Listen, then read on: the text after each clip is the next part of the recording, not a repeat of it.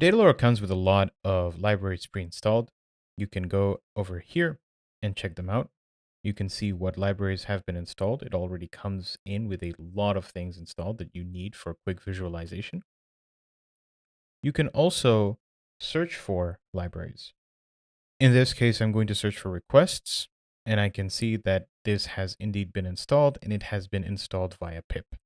I can even go back to a particular version should I wish.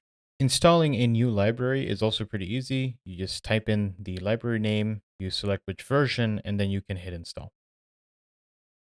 You can also determine how your libraries are installed by changing the package manager from pip to Conda.